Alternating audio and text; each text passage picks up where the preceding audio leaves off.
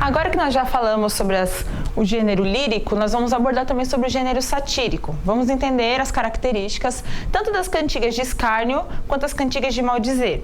Nas cantigas de escárnio, a crítica abordada é uma crítica indireta. Então, sabe-se o assunto que está sendo abordado, mas porém não tem nomes, não se refere de uma forma explícita a quem está sendo destinada aquela escrita. Quem lê consegue meio que entender, fica meio entre linhas, mas não sabe diretamente o nome da pessoa que está sendo ali referido.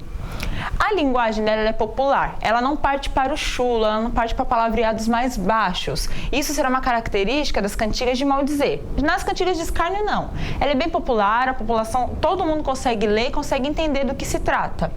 Aborda também situações da época. O que, por exemplo?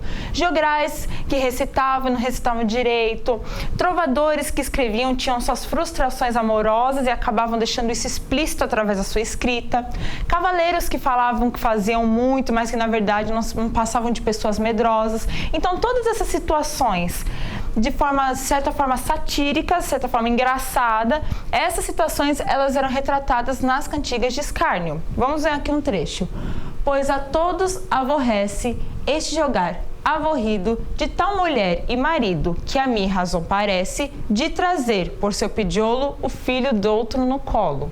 O assunto aqui que está sendo retratado subtende-se que seja o quê? O adultério. Ou seja, aquela mulher, ela está juntamente com seu esposo, traz uma criança no colo. Porém, não se sabe se aquela criança realmente é filho daquele esposo, se ele realmente é filho do marido ou se ela traz no colo dela o filho de um outro homem. Ou seja, dá para entender o assunto que está sendo aqui referido, porém não existem nomes, não se sabe o nome daquela mulher, o nome daquele homem, ou seja, é uma crítica ao assunto em si, o adultério, que era um assunto muito censurado na época, até por conta do catolicismo que era muito vigente. Diferente das cantigas de escárnio, as cantigas de maldizer não, elas já abordam uma crítica direta. Então, quando a crítica é feita, ela tem nome, ela já sabe quem é a pessoa, quem lê consegue entender do que se trata e a quem refere-se. Existem nomes, então você consegue entender a pessoa que está sendo ali criticada ou que está sendo ali apontada. Os temas são escabrosos, então os temas diferentes das cantigas de escárnio, que temas mais populares não, são temas mais pesados mesmo de se abordar. E a linguagem é uma linguagem chula, uma linguagem baixa, utilização de palavrões, utilização de palavras assim mais pesadas para leitura. Inclusive, o nosso trecho aqui que nós vamos ler, não teve como a gente colocar ele inteiriço exatamente por conta disso, porque existem termos mais baixos, mas aqui mesmo a gente consegue analisar.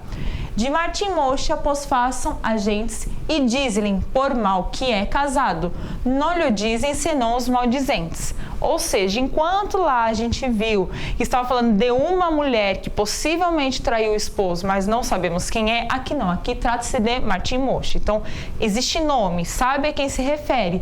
E aqui fala o quê? Que pois faça a gente diz-lhe porque é alguém que é casado. Ou seja, algo estava errado ali, ele era casado, mas fazia algo errado. Só que o próprio autor, ele diz o quê? Só eu não estou falando nada, apenas quem diz são os maldizentes. Então aqui, se a gente fosse ler o restante, existem termos mais baixos. O tema que ele é abordado também é um tema muito mais pesado do que os temas abordados anteriormente pelas cantigas de escárnio. Então não podemos nos esquecer as diferenças entre as cantigas de escárnio e as de maldizer, que trata-se do gênero satírico. Enquanto nas cantigas de escárnio, a abordagem dela é feita de uma forma mais indireta, a linguagem dela é mais popular e trata mais de temas do cotidiano, aqui não, em maldizer, os temas são bem mais escabrosos, a linguagem é bem mais chula e também a crítica é feita de uma forma direta. Estude.